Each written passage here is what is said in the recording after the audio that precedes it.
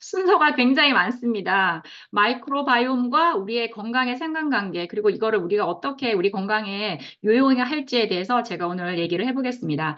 도대체 마이크로바이옴이 뭐길래, 빌 게이츠, 마이크로소프트의 빌 게이츠는 세계를 바꾸게 될 세 가지 중에 한 가지가 마이크로바이옴이라고 얘기를 했고요. 그리고 이제 구글 벤처스의 빌 마리스는 마이크로바이옴은 헬스케어에 어, 뭐야, 게임 체인저가 될 거라고 그렇게 얘기를 했습니다. 왜 이렇게 글로벌 리더들이 마이크로바이옴에 이렇게 집중하고 있을까요?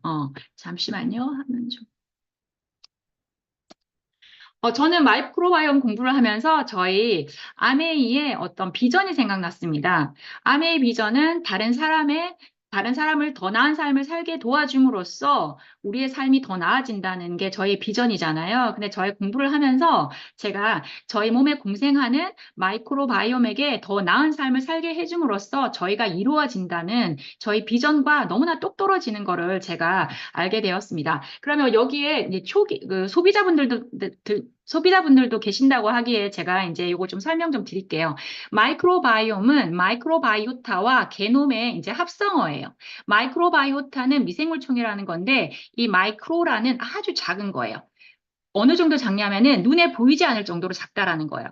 만약에 이제 이 미생물이 눈에 보인다면 굉장히 괴로울 거예요. 제가 지금 강의하는데 저의 모낭충들이 기어다니는 게 여러분들 눈에 보인다든지 제 입안 세균이 말을 하고 있는데 여러분들한테 보이면 굉장히 괴로운 일이겠죠. 그래서 마이크로바이오타는 우리 눈에 보이지 않는 굉장히 작은 미생물을 말하고요. 바이오타는 미생물 군집을 말해요. 생물 군집. 그래서 마이크로바이오타는 미생물 총을 말하고 게놈은 유전체인데 이 게놈은 또 뭐냐면은 우리 예전에 생물 시간에 배우셨을 거예요. 우리 모든 인체 핵에는 22쌍의 상염색체하고 한 쌍의 성염색체가 있는데 그 염색체 안에는 우리의 형질을 나타내는 유전자가 다 감싸져 있다는 거예요. 그래서 우리 유전자와 염색체를 합한 게 유전체라는 거예요. 그래서 우리가 쟤는 도대체 누구를 닮았어? 이러면서 쟤는 꼭 안 좋은 유전자만 다 닮아. 이렇게 우리 애기들 마음에 안 들 때, 우리 부부싸움 할 때, 쟤는 너 안 좋은 것만 닮았어 하면서 일반인들 같은 경우에도 이 유전자의 힘을 알고 있죠. 그러면서 어느 과학계에서는 우리 이 유전자가 23쌍의 이 유전자 안에 들어있는 염색체 안에 들어있는 유전자가 유전자의 비밀을 풀면은 인간에 대해서 그리고 인간의 질병에 대해서 많은 비밀을 풀 수 있을 거라는 기대를 하면서 1990년대부터 이 게놈, 인간 유전자를 파내기 위한 엄청난 프로젝트가 시작됩니다. 그래서 전 세계 글로벌 리더들, 특히 빌 클린턴 대통령 같은 경우에는 인류는 곧 엄청난 질병 치유의 힘을 가지게 될 것이다. 게놈 과학은 우리와 우리 아이들의 삶에 실질적인 영향을 미치고 질병의 진단, 예방, 치료 과정에 엄청난 혁명을 불러일으킬 것이라고 엄청난 기대감을 발표했어요. 그런데 이게 2003년도 1차 초안이 발표되고 나서 어떤 결과가 있었냐면은 뭐지? 였어요. 일반적으로 여러분 며칠 살지도 못하는 초파리의 유전자 개수가 17,000개고요. 우리가 먹는 밀가루 미래 유전자가 26,000개입니다. 그리고 이 물벼룩 속이 다 훤히 보이는 물벼룩의 유전자도 31,000개예요. 그렇다면 과학자들이 생각했을 때, 우리 이 염색체를 다 풀어서 그 길이를 보면은 명왕성까지 간다고 할 정도로 이 엄청난 길이의 이 DNA가 엄청난 많은 유전자를 가지고 있을 거라 생각했죠. 그 유전자 안에는. 그런데 실제적으로 과학자들이 밝혀낸 인간 유전자는 2만 1,000개밖에 안 됐던 거예요. 너무 신기한 거죠. 이렇게 초고도화되고 복잡다단한 생명 활동을 하는 인간의 유전자가 겨우 2만 1,000개라는 사실에 엄청나게 놀라게 됩니다. 엄청나게 놀라가지고 과학계에서는 이 인간의 유전자 외에 또 다른 유전자가 있을 거라는 생각을 하게 되죠. 왜냐하면은 이제 유전자는 이렇게 산전 테스트 할 때 우리가 다운 증후군, 터너 증후군, 그리고 일반적 유전에 관련된 게 브라카 유전자라고 들어보셨을 거예요. 안젤리나 졸리의 가슴을 절제하게 만들었던 이 브라카 유전자. 브라카 유전자 에 변이가 있으면은 여성들의 경우에 난소암이나 유방암에 걸릴 확률이 좀 많이 높아진다는 거기 때문에 안젤리나 졸리가 그 유전자에 변이가 있다는 것만으로도 유방을 절제했거든요. 그런데 보세요, 여러분. 일란성 쌍둥이 같은 경우에는 유전자가 100% 일치해요. 그런데 일란성 쌍둥이에도 불구하고 어떤 한 명은 암에 걸리고 한 명은 암에 걸리지 않고 한 명은 비만이고 한 명은 비만이지 않고 한 명은 자폐고 한 명은 정상인 케이스가 너무 많은 거예요. 그리고 아 그리고 일반적인 질환에 대해서 이 유전자 지도가 읽혀졌지만 일반적인 질환에 대해서는 전혀 대처를 하지 못했습니다. 지금 비정상이 정상의 시대라고 제가 제목을 붙였는데 지금 태어나서 10대까지 우리 아이들이 겪는 비염, 여러 가지 알러지, 천식, 아토피, 자폐 스펙트럼, 그리고 엄청난 비만인 아이들, 그리고 30대 이후들 많은 성인들이 비만, 당뇨, 고혈압 등 많은 대사성 질환과 정신 관련 질환이 굉장히 많이 증가하고 있어요. 이미 게놈 지도는 읽혀졌음에도 불구하고. 그렇기 때문에 과학계에서는 뭐지? 그러면서 저희한테 새로운 게 눈에 들어오기 시작한 거죠. 바로 우리 인체에 살고 있는 미생물, 마이크로바이옴에 대한 연구가 시작됩니다. 왜냐하면은 인간 세포는 30조 개인데 인간 유전자는 겨우 2만 개였어요. 그런데 인체 미생물 수는 39조 개나 되면서 미생물 유전자가 300만 개나 되는 거의 150배에 달하는 유전자 개수가 있는 거죠. 유전자라는 것은 어떤 성질을 나타내는 거거든요. 그 유전자가 있어야 예를 들어서 제 머리가 직모인 거고, 곱슬머리에 유전자가 있으면 곱슬이 되는 거고, 눈 색깔도 다 유전자, 보조개도 유전자에 의해 가지고 다 만들어지는 거거든요. 근데 이런 복잡다단한 인간이 겨우 2만 개로 이렇게 고도의 활동을 하지는 않을 거라는 생각에서 이제 미생물과의 관계가 이제 펼쳐지는 거죠. 그런데 너무나 놀랍게도 그 당시에는 현미경도 없었지만 이미 2500년 전에 이 히포크라테스는 모든 질병이 장에서 시작되는 거 알았어요. 건강은 장 속에 있는 미생물에 의해서 결정된다는 걸 이분은 아셨어요. 그런데 그동안 2500년이 지나면서 이 미생물은 우리가 퇴치해야 될 대상이었지 우리한테 이로움을 주는 거라고는 전혀 상상하지 못했습니다. 그런데 우리가 최근에 2018년도에요. 왕립학회 코플리 메달이라고 이 상을 제프리 고든 교수님이 수여하셨어요. 이분이 미생물총과 인체 건강에 대한 기여한 공로로 이 상을 수상하게 됐는데 2500년이 지나고서야 이 미생물에 대한 관심에 대한 공로가 인정이 받았다는 이 특별한 의미 있는 상이라고 보시면 돼요. 그래서 지금 전 세계가 미생물을 이용한 뭐 항암제부터 모든 뭐 폐쇄성 폐질환부터 모든 의학적 약까지 이제 발전하고 있는 거거든요. 우리가 이제 인류가 이제 발전하면서 자연에 대해서 우리 인간에 대해서 굉장히 지식이 축적되면서 과거의 진리로 받아들여졌던 것들이 지식이 축적되는 과정에서 그 논리가 뒤집히는 일들이 굉장히 많잖아요. 예를 들어서 과거에는 태양이 지구를 돈다고 생각하고 저 수평선 넘어가면은 배가 떨어져서 죽을 거라 생각했는데 지금은 이제 과학이 발달되니까 초등학생도 이제 지구가 태양을 돈다는 것도 알고 지구는 둥글다는 걸 알 정도가 된 거잖아요. 시대가 변하면서 미생물에 대한 저희의 인식도 지식도 굉장히 많이 쌓이면서 많은 변화가 있었습니다. 이 도넛을 보시면 아시겠지만 우리가 우리 인체 내부가 사실 입에서 항문까지 연결된 게 과거에는 저희가 안이라고 생각했잖아요. 인체의 안이라고 생각했는데 지금 과학이 발달되면서 입에서 항문까지도 하나의 구멍으로 연결되면서 사실은 이 장 점막과 그 안에 있는 것들이 아닌 거지 실제적으로 우리 점막 안은 바퀴라는 거를 여러분들 아시잖아요. 그래서 우리 피부부터 모든 장 점막은 입부터 항문까지 점막은 우리가 세균으로 다 덮여 있거든요. 그래서 그 세균을 이제는 제2의 피부라고 인식을 하는 단계가 왔고 그 많은 세균들을 우리를 병으로 옮기는 병원균이 아니라 우리가 소화 못하는 난소화성 탄수화물을 분해해서 우리한테 필수 영양소를 합성해주는 이로운 친구라는 걸 알게 된 거예요. 지금은 과학이 더 나아서 우리 이 장내 미생물들이 우리 인체 세포와 상호작용을 하면서 우리 인체에 엄청난 영향을 미친다는 것이 이제 많이 많이 발견되고 있습니다. 자, 그러면서 과학계에서는 질문을 하게 됩니다. 건강한 사람과 건강하지 않은 사람의 미생물의 차이가 있을까? 그리고 미생물의 차이가 현대인의 질병을 설명할 수 있을까라는 질문에 도달하게 되면서 아까 그 코플리상을 수상한 워싱턴 대학의 제프리 고든 박사님 팀에서 이제 실험을 하게 돼요. 이 비만지는 정상지하고 뭐가 딱 하나가 문제냐면은 얘네들은 렙틴 유전자에 문제가 있어요. 렙틴 호르몬은 뭐냐면은 내가 어느 정도 밥을 먹으면은 지방 세포에서 분비되면서 나 이제 지방이 쌓였으니까 이제 그만 먹어라고 뇌에 신호를 보내주는 게 렙틴 호르몬이에요. 그런데 이 유전자에 문제가 생기면서 렙틴 호르몬이 뇌에 나 배부르다는 신호를 보내지 못하는 거예요. 그렇다 보니까 이 비만지들은 배가 불러도 계속 벌신 들린 것처럼 계속 먹게 되는 거예요. 그렇기 때문에 이 아이들의 이제 장내 미생물을 뽑아 보니까 균 구성이 정상지와 비만지가 완전히 다르다는 걸 알게 된 거예요.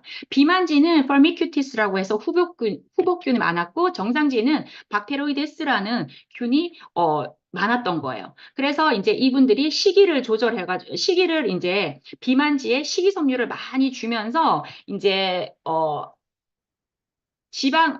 저지방 고식임섬유에 이제 음식을 바꿔줬더니 얘네들의 이제 뭐지? 펄미큐티스보다 박테로이데스의 수준이 올라가면서 얘네들이 살이 빠지기 시작한 거예요. 그러면서 이제 봤더니 어, 그런 시기를 조절하면서 이제 균을 봤더니 이 비만지에 박테로이데스의 균이 올라가면서 얘네들이 살이 빠지는 게 보여졌던 거예요. 그렇기 때문에 여기서 보면은 이 퍼미큐티스의 특징은 일반적인 음식에서 그 에너지를 뽑아내는 게 엄청나게 다르다는 걸 알게 된 거예요. 제가 좀 어렵게 지금 설명했죠, 여러분. 다시 설명드릴게요.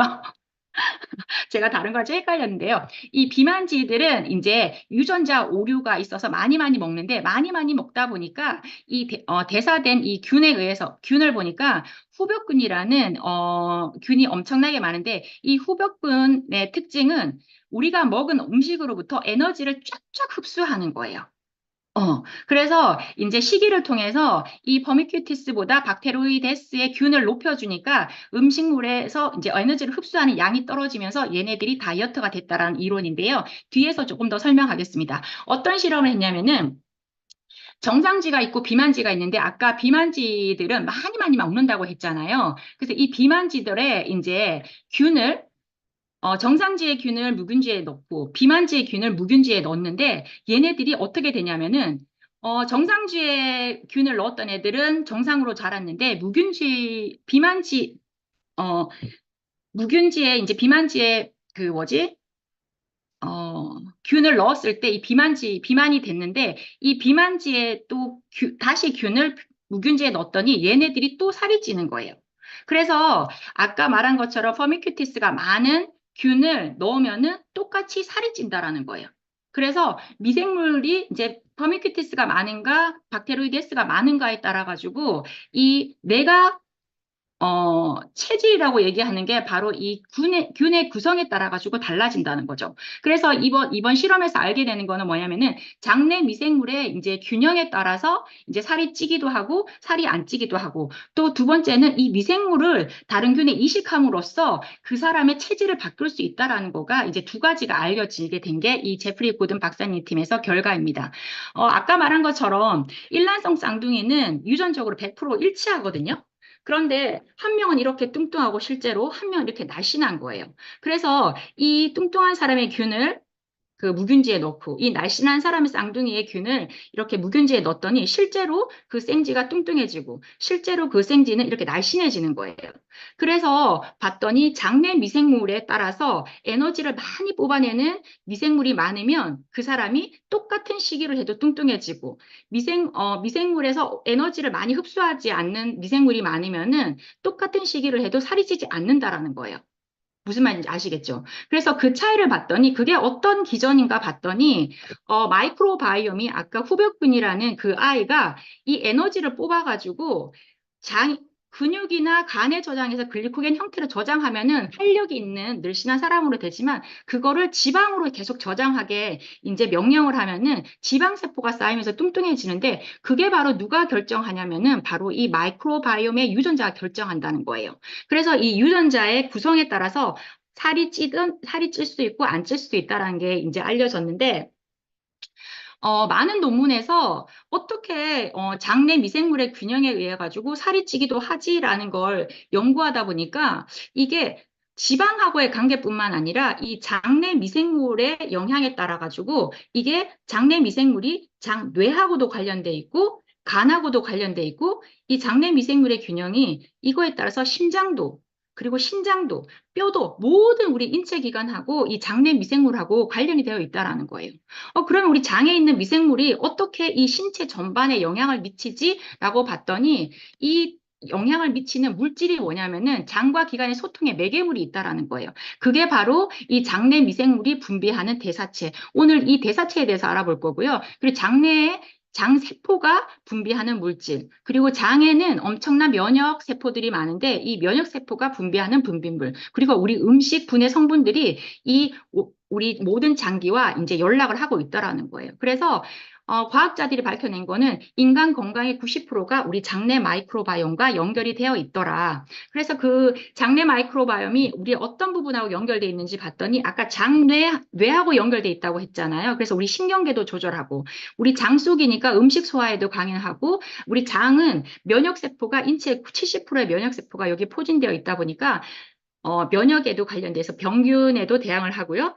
그리고 이제 장세포하고도 관련돼 있기 때문에 마이크로바이옴이 다양하다 보면은 장 누수도 예방이 되고요. 지방대사, 아까 면역 조절, 우리 장에는 엄청난 비타민을 생성하고 또 우리가 먹는 약물이 도움이 되기도 하고 별로 효과가 없는 것도 바로 이 마이크로바이옴하고도 굉장히 연관이 되어 있다고 합니다. 자, 그래서 마이크로바이옴이 왜 중요하냐면은 마이크로바이옴이 우리가 다양성이나 우리 마이크로바이옴이 건강할 때는 문제가 없는데 우리가 식습관이라든지 여러 가지 스트레스로 인해 가지고 장내 미생물이 이제 파괴가 많이 되면은 관련된 질병이 이렇게 많다고 합니다. 디스바이오시스라고 여러분들 들어보셨을 건데요. 이 디스바이오시스의 뜻은 장내 미생물의 불균형이에요. 그 불균형이란 건 뭐냐면은 유익균의 비율은 감소하고 염증을 유발하는 유해균이 증가하면서 그렇게 되면서 장내의 세균의 다양성이 감소되는 거예요. 그리고 이제 이렇게 질병 있는 사람의 특징은 정상인하고 마이크로바이옴의 구성이 굉장히 다르다고 합니다. 이런 분들은 특히나 뇌질환, 자가면역 질환, 아토피, 천식 같은 거, 그리고 대사성 질환이 대표적이죠. 당뇨, 비만, 그리고 장 질환은 직접적인 연관이 있다라고 합니다. 이렇게 이제 마이크로바이옴이 불균형하면은 이런 여러 가지 질병하고 관련돼 있는데요. 아까 많은 축 중에서 저는 오늘 이제 장뇌축에 대해서 좀 얘기를 하려고 하는데요. 제2의 뇌라는 책에서 보면은 소화기관은 굉장히 못생겼지만 심장보다 현명하고 감정이 풍부하다. 뇌의 지시 없이도 유일하게 명령을 내릴 수 있는 기관이라고 했거든요. 그렇기 때문에 여기서 장에 존재하는 세균들이 뇌와 커뮤니케이션 하고 있다라는 걸 상세하게 밝혀주고 있는 그런 책입니다. 자, 왜 우리가 또 이거가 이제 장하고 이제 뇌하고 관련됐냐면은 장에는 이제 미주신경이라고 여러분들 들어보셨을 건데 이 미주신경은 뇌하고 모든 장기하고 연결되어 있는 미주신경인데요. 그런 신경을 통해 가지고 뇌에서 직접 장세포에 연결되어 있는 뉴런이 있고요. 그리고 장세포에서 기분을 전달해주는 또 감각 뉴런이 또 따로 있습니다. 그리고 여기 이제 우리 장내 면역세포가 70% 그리고 1억 개 이상의 신경세포가 있다고 했는데 이게 이제 장세포 사이로 이렇게 다리를 뻗어 있는 게 수지장세포라는 거예요. 얘는 병원균을 이제 감지해가지고 우리 면역세포한테 지금 장 상태가 어떤지 이렇게 알려주는 이제 면역세포입니다. 그리고 위에 보면은 대식세포 있고 호중구도 있고 그래서 우리 장 주변에는 이렇게 많은 면역세포하고 신경세포들이 포진되어 있기 때문에 우리 면역과 어떤 뇌하고의 연락이 굉장히 활발한 곳이 바로 이 장이라고 보시면 돼요. 과거에 우리 세로토닌은 우리 행복 호르몬이라고 부르는 세로토닌은 뇌에서 만들어지는 줄 알았는데 실제 알고 보니까 뇌에서는 5%가 겨우 만들어지고 거의 90% 이상이 장에서 만들어진다는 걸 알게 됐습니다. 그래서 이 장이 우리의 인지, 기분, 행동까지 조절하게 되는 걸 알게 됐는데 그 이유는 우리 장 속에서 우리가 먹은 단백질 중에 트립토판을 통해서 이렇게 많은 신경 전달 물질을 장에서 만들어내고 있어요. 가바라든지 세로토닌 같은 도파민 같은 물질들을 이 장에서 많이 대사를 하고 있고 아까 미주신경을 통해서 뇌와 모든 장기들이 이렇게 연락을 하고 있고요. 그리고 면역 사이토카인이라는 물질을 분비하면서 뇌와 직접적으로 면역 관리를 하면서 특히나 오늘 많이 다루게 될 단세지방산이라는 걸요 장에서 만들어내고 있어요. 그래서 이런 여러 가지 면역 물질이라든지 신경 전달 물질이 제대로 만들어지지 않는다면은 현대인들이 지금 겪고 있는 우울증, 파킨슨 이런 인지 자폐 스펙트럼 같은 문제들이 많이 생기고요. 특히 이런 여러 가지 장내 미생물들이 불안할 때는 장벽에 문제가 생기면서 면역 질환이 굉장히 많아진다고 합니다. 특히 제 주변에도 지금 파킨슨 환자들이 몇 분 계셔가지고 제가 이 부분을 좀 공부했었었는데요. 이분들의 우리가 알고 있는 파킨슨은 뇌에서 도파민을 만드는 세포들이 파괴돼서 그렇다고 알고 있는데 이것 역시도 이분들을 보니까 파킨슨 환자들이 이제 그 장내 이 파킨슨 환자들의 증상이 대부분 설사라든지 위장장애를 앓고 살거든요. 변비를 앓거나 아니면은 설사 같은 장질환이 굉장히 많으세요. 그래서 이분들의 이제 변을 봤더니 이분들의 마이크로바이옴이 단세지방산을 거의 못 만들면서 거의 미생물총의 다양성이 떨어져 있다는 게 발견된 거죠. 그래서 이분들 같은 경우에 뇌하고 장하고 굉장히 연결되어 있는 게 파킨슨 환자에서 많이 또 드러나고 있다라고 합니다. 여러분들 대부분 보셨을 이 10% 휴먼이라는 책에서 숙주를 조정하는 미생물이라는 파트에 보시면 동충하초 여러분 뭔지 아시나요? 동, 겨울동, 곤충충, 여름하, 초. 식물초거든요. 겨울에는 곤충인데 여름에는 식물이 되는 거예요. 이 동충하초 균은 곤충을 이제 감염을 시키면 예를 들어서 이제 개미를 감염시키면 일개미가 열심히 일하다가 동충하초 균에 감염이 되잖아요. 그러면 일하는 무리에서 나와서 나무를 찾아서 올라가서 150m 정도 되는 잎사귀에 붙어서 죽은 척을 하고 있어요. 그러면 죽은 척을 한다는 거는 동충하초가 그 개미의 몸체를 다 먹고 얘가 죽으면 이렇게 포자를 터뜨려서 또 다른 개미를 감염시키는 거거든요. 그래서 개미로 하여금 벗어나서 이제 자기의 이제 숙주가 되게끔 하는 거예요. 특히나 뭐 예를 들어가지고 톡소플라즈마는 고양이나 양이나 소에 살고 있는 이제 곰팡이균 같은 건데 얘네들이 가끔씩 쥐에 감염이 돼요. 근데 쥐의 몸에서는 쥐의 조직에서는 살 수가 없거든요. 그러면 얘가 어디로 하냐면 쥐의 뇌로 가서 뇌에서 어떤 작용을 하면은 겁을 상실하게 해요. 그래서 빛을 두려워하지 않고 이렇게 이제 고양이나 이런 스라소니 같은 게 나타나면은 그냥 걔네들하고 대처를 하는 거예요. 싸워버리는 거예요. 그러면은 당연히 잡혀먹으면서 다시 얘네들의 이제 톡소플라즈마가 이제 다시 숙주로 옮겨서 살 수 있게끔 이렇게 연가시도 마찬가지죠. 숙주를 오염시켜서 목을 마르게 해서 물가로 이동해서 물가에서 이렇게 균을 퍼뜨리게 하는 이런 모든 것들이 얘네들이 숙주를 바꿔가면서 생활을 하는 얘네들의 전략인 거예요. 그래서 뇌를 조정하는 뇌에 손을 뻗다라는 부분에 보시면 이렇게 관련이 되고 있고 자폐 스펙트럼도 보면은 뒤에 한 번 더 말씀드릴게요. 그래서 중요한 거는 우리가 장의 환경이 굉장히 중요한데 디스바이오시스가 우리의 건강을 해친다는 거죠. 디스바이오시스는 우리 장내 미생물청의 다양성가 굉장히 감소된 건데 그 이유는 주로 서구화된 식단이에요. 정제 탄수화물, 그리고 고지방 저식이섬유, 그리고 두 번째 많이 알려져 있는 게 항생제고, 세 번째 제왕절개, 그 다음에 스트레스인데요. 어, 우리가 사람은 태어나서 유전자는 변하지 않습니다. 유전자가 변하려면은 몇 천 세대를 걸쳐야 되는데 이렇게 이 책에 당신이 먹는 게 3대를 간다에 보면은 후성유전학이라고 있어요.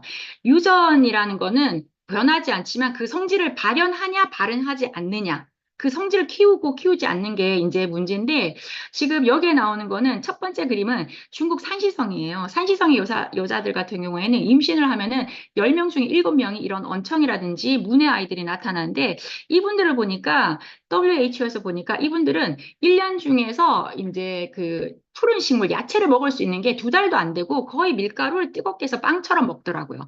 그렇다 보니까 이분들한테 이제 신경관 결손 아이들이 많으니까 엽산을 처방하기 시작한 거예요. 엽산은 잎엽자, 잎에 많은 영양소거든요. 이 엽산이 유전자의 발현을 조정하는 대표적인 영양소거든요. 그래서 엽산을 처방했더니 많은 여성들이 이제 이렇게 기형아들 출산을 안 하는 거죠. 그리고 두 번째 여기 피마 인디언인데 이분들이 이제 미국에 이제 이주하면서 과거에는 이렇게 날렵하고 마른 체형들이 미국에 이주하자마자 이렇게 피머 인디언 후세들이에요. 이렇게 대부분이 뚱뚱한 사람들이 되는 거죠. 유전자가 변한 게 아니잖아요. 그런데 이분들이 어떤 환경에 접해서 어떤 음식을 먹냐에 따라 가지고 이렇게 유전적으로 변하는 거예요. 이분들의 후에는 이렇게 미국에서 대부분 비만과 당뇨와 고혈압과 이런 만성 질환에 시달리면서 굉장히 단명하는 사람들로 유명해요. 유전자가 변한 게 아니라 이런 식습관 때문에 이분들이 이렇게 변한 거죠. 그래서 사람 실험을 할 수 없으니까 대부분 이런 실험들은 이렇게 원주민들이 이렇게 서구 쪽으로, 특히 미국 쪽으로 움직이면서 이 사람들이 시대를 변하면서 그분들의 장내 마이크로바이옴을 봤더니 이렇게 장내 마이크로바이옴의 다양성들이 이렇게 다 떨어진다는 거예요. 유전자가 변한 게 아니라 식습관의 변화로 유전자의 발현을 조절했다는 게 바로 이 책의 주요한 요점이에요. 그리고 지금 제가 비만을 조금 다뤘는데 현대인들이 비만이 너무 많잖아요. 아, 요거는 시간 관계상 조금 지나야 될 것 같은데 어쨌든 항생제로 넘어가겠습니다. 항생제는 이제 이 플레밍이 이제 노벨상 수상하면서 항생제에 대한 이제 위험을 경고했었죠.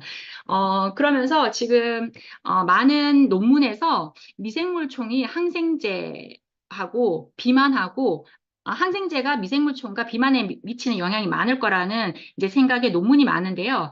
맞았어요. 2살 이전에 항생제 처방을 받은 5천 명의 아이들을 봤더니 이 아이들을 추적 조사했을 때 5세 이후에 비만이 될 확률이 굉장히 높은 거예요.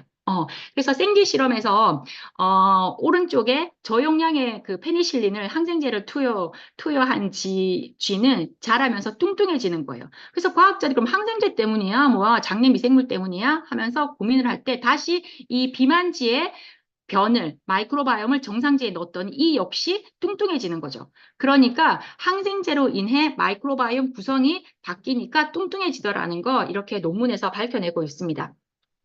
자, 그래서 이제 앞으로 저희가 살펴보게 될 이 단세지방산이라는 게 마이크로바이옴이 우리가 먹은 음식을 가지고 대사하는 게 이 단세지방산이라는 건데요. 이 단세지방산은 이제 우리가 당을 먹으면 이 당을 지방에 축적할지, 간으로 보낼지, 근육으로 보내서 에너지를 쓸 건지, 아니면 지방으로 저장할 건지를 결정하는 게 바로 이 단세지방산인 거예요. 단세지방산이 높으면 근육이나 간으로 가고 단세지방산이 떨어지면 지방에서 계속 축적하는 거가 이 네이처에서 이제 발표된 내용이거든요. 그래서 단세지방산이 현대인의 건강에 있어 특히 활력을 불어넣는 데 있어서 너무나 중요하다는 거예요. 특히 미국 데이터인데 이렇게 항생제 경험이 있는 아이들이 아토피, 천식, 특히 자폐 발병률을 너무 높인다는 거예요. 왜냐하면은 3세까지가 특히나 뇌의 발달에 굉장히 지대한 영향을 끼치는 시기에 미생물총이 나쁜 미생물이 항생제로 인해서 이제 많이 자라게 되면서 뇌의 균형이 깨졌다라는 거예요. 특히 또 마이크로바이옴의 균형을 깨는 것 중에 하나가 바로 제왕절개라고 하거든요. 우리가 엄마의 질을 통해서 산도로 나올 때는 엄마의 질에 있는 여자가 임신을 하게 되면은 이 질내에는요, 락토바실러스라는 좋은 유산균들이 아이를 위해서 다 그렇게 몰리게 돼요. 그러면서 이 아이가 출산을 하게 되면서 엄마의 질과 항문에 있는 균들을 자연스럽게 이거 세균 샤워라고 하잖아요. 샤워를 하고 나오는데 이렇게 제왕절개를 하면은 그냥 무방비로 꺼내지기 때문에 샤워를 못 하는 거예요. 그래서 미국에서는 어떠한 병원에서는 그냥 엄마의 질에 거즈 같은 걸 넣어놓고 아이가 태어나면 그 거즈로 세균 샤워를 해주는 그런 병원도 생겼다고 합니다. 그만큼 이제 엄마 모체의 균이 전달되는 것도 굉장히 중요하다고 합니다. 오늘 제가 조금 중요하게 다룰 거는 대사체인데요. 뭐냐면은 우리가 1세대 우리가 유산균 했던 거 락토바실러스 뭐 비피도박테리움 했던 것들 그런 우리 인체에 유익한 균을 프로바이오틱스라고 했고요. 그 2세대 유산균이 프로바이오틱스의 먹이가 되는 프리바이오틱스 그런 올리고당 같은 거예요. 세 번째가 이 두 개를 섞어서 나왔던 게 신바이오틱스라고 해가지고 3세대 유산균이었습니다. 근데 지금 차세대의 유산균 4세대는 이 유산균과 그 먹이와 이 유산균이 만들어내는 이제 대사 산물까지가 이제 들어가는 게 이제 4세대 유산균이라고 보시면 돼요. 이 대사체에는 우리 장내에서 유익균들이 만들어내는 거는 굉장히 많아요. 이렇게 단세지방산부터 여러 가지 항균 물질, 비타민, 뭐 신경 전달 물질, 효소, 미네랄 여러 가지 많이 만들어내는데 특히 단세지방산이 전신에 돌면서 특히나 많은 커뮤니케이션을 하는 게 바로 이 단세지방산이기 때문에 제가 단세지방산에 좀 다뤄보려고 하는데 특히 저희가 많이 보는 게 뷰티르산과 아세트산과 프로피온산인데요. 이 단세지방산은 제일 중요한 건 균형이 중요해요. 왜냐하면 아세트산이 너무 많으면 대사질환이나 혈중 지질이 높아질 수 있고 특히나 이 프로피온산 같은 경우에는 자폐 아이들한테 조금 높다고 하거든요. 그래서 이 세 개가 적당한 비율로 있는 게 너무너무 중요하고 특히나 뷰티리산 같은 경우가 이제 굉장히 중요하게 보는데 이거는 대사질환이나 면역 건강의 핵심이 되고 있습니다.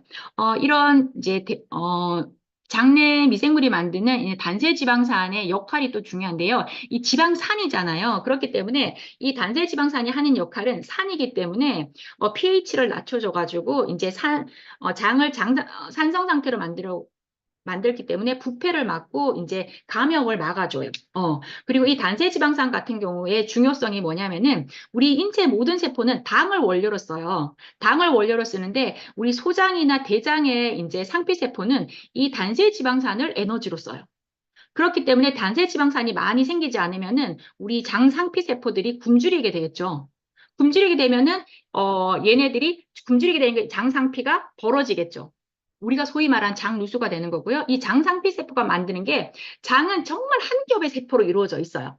우리가 왜 장상피 세포가 얇을 수밖에 없냐면 우리 피부는 이 세포는 기능이 방어 기능이지 흡수 기능이 아니잖아요. 내가 여기서 뭐 콧물을 떨어뜨린다, 단백질을 물을 떨어뜨린다고 흡수가 안 되잖아요. 막아야 되는 건데 우리 장세포는 흡수를 해야 되거든요. 그래서 겨우 한 겹으로 흡수하는 기능으로 되어 있기 때문에 그런데 그 장상피 세포는 세균과 우리 장내 혈관하고 연결이 되어 있기 때문에 점막이 굉장히 튼튼하면서 우리 장상피 세포를 보호해야 되거든요. 근데 장상피 세포가 하는 역할이 점막을 만드는 역할이란 말이죠.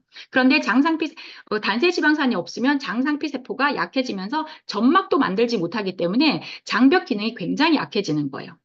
그리고 아까 말씀드린 것처럼 이 단세지방산은 지방을 어디에 분포하게끔 하는지의 커맨딩 역할도 하기 때문에 이 단세지방산이 많으면 근육이나 간으로 보내고 단세지방산의 수치가 떨어지면 지방세포에 이거를 보낸다고 합니다. 그렇기 때문에 비만이 걸리고요. 그리고 단세지방산의 특징이 이제 인슐린 분비를 촉진하기 때문에 혈당을 이제 상승을 막아주고 그러면서 콜레스테롤 저하도 도와주고요. 특히나 그 단세지방산 같은 경우가 바람을 유발하는 특히나 제장에는 푸조박테리움이라고 해가지고 대장암을 유발하는 그런 바람을 이제 유발하는 이제 박테리아들을 억제하게 도움이 되고 특히나 프로피온산 같은 경우에는 간암 세포를 억제한다고 알려져 있습니다. 그리고 이제 이 비트리산 같은 경우에는 이제 그 면역을 활성화하는 게 아니라 면역을 다운시키는 면역 세포를 이제 상승시키기 때문에 알러지를 억제하는 굉장히 중요한 기능을 이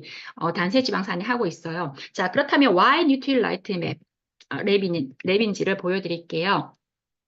이런 많은 연구들 끝에 미국에서는 2,200억 원을 들여가지고 인간 마이크로바이옴 프로젝트를 이제 2016년에 이제 완결 지으면서 그럼 건강한 마이크로바이옴이란 뭐야? 라는 결론에서 마이크로바이옴의 다양성에 대해서 얘기했어요.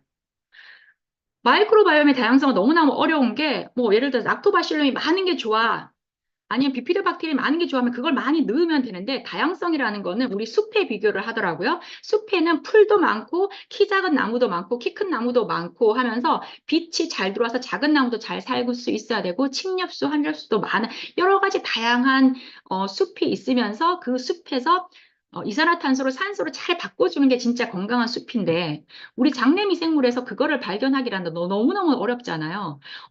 우리가 알고 있는 우리 장에는 몇 종류의 균이 있냐면은 사람에 따라서 200종에서 2000종의 마이크로바이옴이 있다고 합니다. 그들의 다양성이라는 게 어느 하나가 많은 게 좋은 게 아니라 골고루 좋은 역할을 하는 균은 많고 적은 나쁜 역할을 하는 균은 적어야 되는데 그 다양성을 우리가 과학에서 밝히는 게 너무너무 어렵다는 거죠. 그래서 그 다양한 마이크로바이옴, 그래서 다양한 마이크로바이옴이 어떤 거지를 볼 때 단세지방산을 많이 만들어낼 수 있는 마이크로바이옴의 다양성이 중요하다라는 걸 이제 알게 된 거죠. 아까 잠깐 봤던 것처럼 장내 세균의 다양성이 감소되면 이렇게 여러 가지 질환이 나타나게 되는 걸 이제는 많은 의학계와 이제 과학계에서 이제 많은 논문을 통해서 이제 밝혀지고 있습니다. 앞으로는 이렇게 건강에 있어서도 개인 맞춤형 건강에 대한 패러다임이 많이 바뀌었어요. 과거에는 WX도 누구나한테 주면은 어떤 사람은 맞는데 어떤 사람은 안 맞잖아요. 그리고 뭐 예를 들어가지고, 어떤 제품을 모든 사람한테 줬을 때 그냥 에이, 누구는 맞고 누구는 안 맞고 할 수 있지만 지금은 많은 분들이 자기의 라이프 스타일과 자기의 영양 수준이라든지 자기의 마이크로임에 맞춰가지고 나한테 맞는 걸 딱 받기를 원하는 똑똑한 소비자들이 많아졌다라는 거예요. 그래서 아메에서도 이런 소비자들의 니즈에 맞춰가지고 새로운 서비스가 시작되는데 왜 이렇게 개인 맞춤형을 하냐면은 파이토케미칼 같은 거 우리 식물 영양소 같은 경우에는 분자 단위가 굉장히 크다라고 합니다. 특히 이제 지호섭 대표님께서 얘기하는 것 중에 하나가 인삼 약발에 대해서 인삼에 들어있는 파이토케미칼이 진세노사이트라고 하는 건데 이 진세노사이트는 입자가 굉장히 크기 때문에 우리 장에 가서 쪼개지고 포합되고 하는 여러 가지 과정을 거쳐야지만 우리한테 인삼의 빨을 듣게 하는 건데 우리 장내 마이크로바이옴에 따라서 이 진세노사이트를 분해할 수 있는 그런 마이크로바이옴이 많으면은 나한테 도움이 되고 만약 그걸 쪼갤 수 있는 마이크로바이옴이 없다면은 그냥 똥으로 나가는 별로 약발이 없다라는 거예요. 그래서 내가 가진 장내 미생물이 내가 먹는 음식의 효과, 기능성, 효과성을 이제 발현하게 한다라는 거에 대해서 이제 착안을 하게 됐고 또 너무나 신기한 게 사람에 따라서 약을 먹어도 효과가 있는 사람이 좋은 거라고 해서 먹어도 별로 안 좋은 게 있고, 뭐 별로 나쁘다고 했는데 의외로 나쁘지 않다라는 거가 이렇게 많이 발견된 거예요. 그리고 어떤 실험에서는 이제 녹차에 들어있는 카테킨도 흡수에 따라서 35배가 차이 난다고 합니다. 어, 그렇기 때문에 사람마다 음식을 먹었을 때 인슐린이 이제 올라가는 그것도 사람에 따라 2배가 차이 난다고 하는데 그게 바로 우리가 가진 마이크로바이옴의 다양성에 의해서 이렇게 개인마다 이 대사에 차이가 난다라는 걸 알게 된 거죠. 우리가 유전자는 사람마다 지금 장희선 리더님이랑 저랑 굉장히 외모도 다르지만 사실 유전자 차이는 0.1%밖에 안 난다라고 합니다. 너무 신기하죠? 원숭이하고 저희하고도 1%밖에 차이가 안 난다고 하거든요. 이런 유전적인 차이는 굉장히 적지만 우리가 마이크로바이옴은요, 사람마다 굉장히 다르다고 해요. 그리고 우리 유전자는 태어나서 죽을 때까지 100% 동일하거든요. 그런데 우리가 살아가면서 이 마이크로바이옴은 태어나서 우리가 죽을 때까지 이 나이에 따라서 마이크로바이옴이 굉장히 많이 변화를 한다는 거예요. 그렇기 때문에 개인 맞춤이 굉장히 중요하다라는 거예요. 근데 개인 맞춤은 얼마나 어려웠냐면은 일반적인 제품을 만들 때는 그냥 이런 제품 만들자 해서 검증 끝내면 제품 개발이 끝나지만 이 개인 맞춤형은요, 굉장히 어렵다고 해요. 이 기술이 개인에 맞출 수 있는 기술인지를 검증을 하고 이 기술이 맞아. 그러면 그 마이크로바이옴 균주가 그 사람들하고 맞을지를 검증. 많은 그 균주 중에서 이 사람한테 맞는 유전자를 배합해보고 또 검증. 그것들을 또 각 사람한테 맞는지 그 만들어진 제품이 또 각자에게 맞는지 검증하는 엄청난 과정을 거쳐서 개인 맞춤형이 나온다고 해요.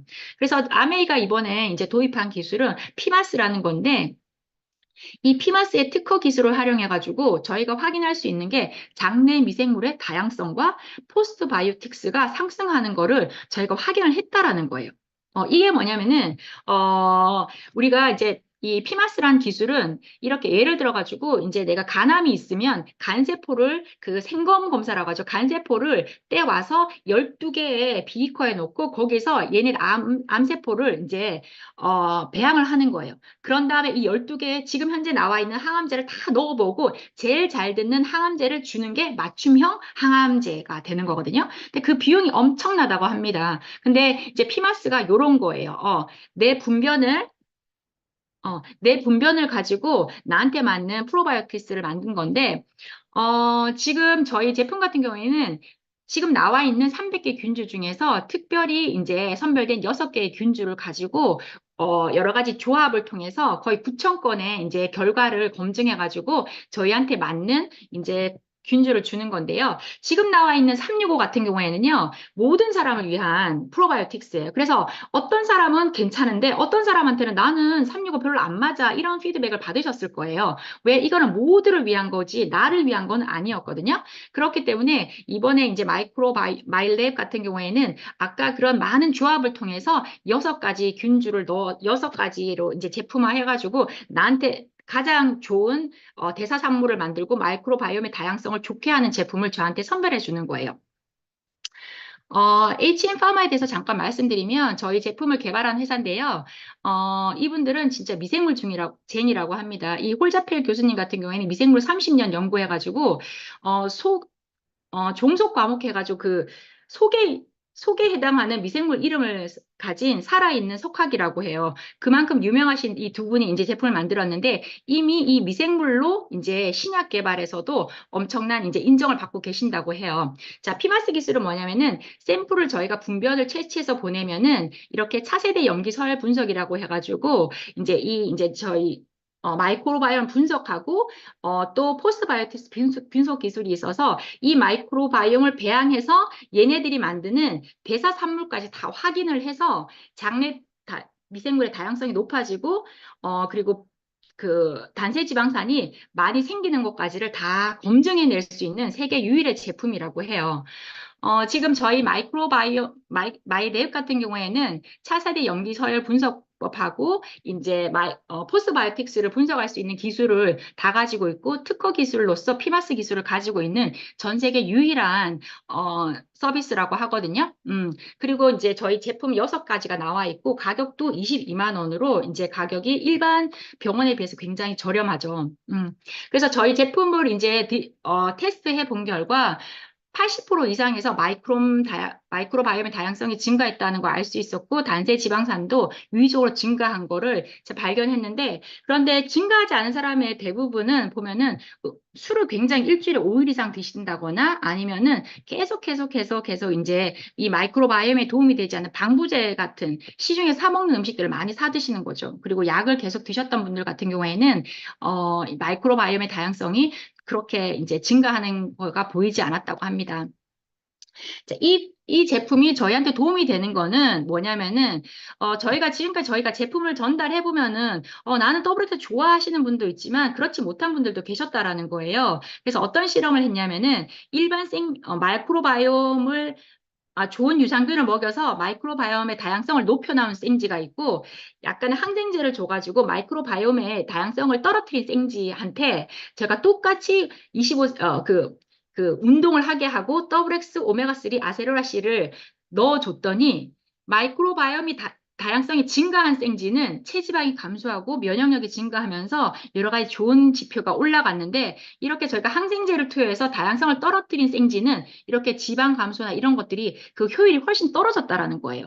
그렇기 때문에 우리 제품이 들어가기 전에 마이크로바이옴의 다양성을 높여 놓으면은 그 다음에 들어가는 우리의 제품에 대한 생체 이용률이 굉장히 높아지기 때문에 이 마이랩은 앞으로 도어 오픈으로서의 역할을 톡톡히 하지 않을까 하는 생각을 해봅니다. 그리고 마이크로바이옴의 저희가 이제 이 분별을 줘가지고 실험을 하고 나서 저희한테 리포트가 오게 되는데요. 그 리포트 안에 어떤 것들이 있냐면은 첫 번째 포스트바이오틱스의 균형에 대해서 이제 보여주고 있어요. 거기에서는 우리 장내 유익균이 만들어내는 단세 지방산이 어느 정도 되는지에 대해서 그 지표가 나타나 있고요. 두 번째로는 그 데이터에서 볼 수 있는 게 마이크로바이옴의 다양성에 대해서 저희가 그 지표를 또 볼 수 있어요. 그래서 장내 미생물로 여러 가지 이제 균들이 우리한테 단세지방산을 많이 만들어내는 마이크로바이옴이 얼마나 많은지를 이제 보여주고 있고요. 그리고 장내 유익균, 우리 대사 산물을 만들어주고 유해균의 증식을 억제해주는 장내 유익균의 분포에 대해서 나와 있고, 유해균에 대해서 나와 있는데요. 특히 이제 자폐 아이들 같은 경우가 대표적으로 크로스트리디움이라는 이 미생물이 굉장히 많다라고 합니다.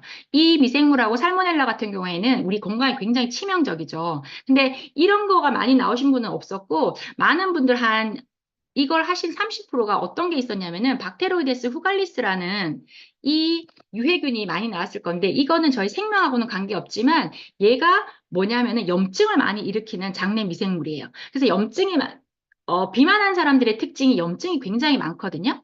그래서 이 박테로이데스 후갈리스라는 이 박테리아 세균에 붙어 있는 분자가 LPS라는 지질 다당류라는 이 분자가 많으면은 우리 체내에 그 염증이 굉장히 많다고 합니다. 뚱뚱한 사람들을 대충 보면은 그 지방세포 안에 LPS가 굉장히 많다라고 해요. 그렇기 때문에, 비만한 사람들은 이제 아픈 사람들이라는 표현도 하거든요. 대사에 문제가 있는, 그래서 이 박테로이데스 후갈리스는 굉장히 나쁜 균은 아니지만 어차피 우리 몸에 염증을 일으키는 그런 균으로 알려져 있습니다. 그래서 우리 마이크로바이옴 같은 경우에 6가지 저희 이제 솔루션이 저희한테 이제 주어지고요. 그리고 이거는 이제 저희가 아까 말씀드린 것처럼 한 사람이 시간이 지나면서 저희 마이크로바이옴은 계속해서 변화할 수밖에 없습니다. 그렇기 때문에 이 6개월 또는 1년 단위로 이 마이크로바이옴을 계속 지속적으로 관리해주고 모니터링하는 게 굉장히 중요한 것 같아요. 또 이거는 보면은 지금까지 이제 전 세계적으로 이제 앞으로 데이터베이스를 가진 이제 플랫폼 비즈니스가 굉장히 이제 활발해질 건데 전 세계적으로 지금 제일 많은 데이터를 가진 게 바로 아메이라고 하거든요. 그렇기 때문에 지금 현재 1년 만에 3만 데이터를 확보해가지고 앞으로 개인 맞춤형 솔루션에 있어서 앞으로는 이제 그게 단순한 진단이 아니라 이 많은 데이터를 통해서 한 사람 개인의 진짜 전생에 걸친 건강 데이터를 분석할 수 있는 그런 좋은 플랫폼이 개발될 예정이라고 합니다. 그래서 지금은 건강 패러다임이 굉장히 많이 바뀌어서 과거에는 건강 헬스 산업이라고 하면 과거에는 왠지 질병 산업의 느낌이 많았던 것 같아요. 내가 아프면 병원을 투어하는 그런 거가 위주였다면 앞으로는 100세 시대에는 큐어가 아니라 케어인 거죠. 개인들이 이제 예방과 관리를 직접적으로 관리하는 그런, 어, 본인, 개인들이 주요하는 웰니스의 시대가 되었다라고 합니다. 그런데 이제 앞으로는 이렇게 헬스케어 산업이 IT 기술과 데이터의 이제 통합 기술을 통해 가지고 앞으로는 개인 맞춤형 이런 건강 관리가 전혀 이제 잘 될 거라고 봅니다. 지금 아메이 뉴틸라이트에서 지금 준비하고 있는 것들이 이런 지금 현재 2020년도에 말레빨 뉴틸라이트가 나왔고요. 앞으로는 지금 로금이라고 해가지고 이제 조금 더 정밀하게 건강 상태를 분석해서 저에게 더 맞는 제품이 이제 나올 예정이라고 합니다. 앞으로는 계속. 네. 제가 너무 많은 내용을 이제 짧게 정리하려고 하다 보니까 제가 너무 많이 버벅거린 것 같아요, 여러분. 네, 감사합니다.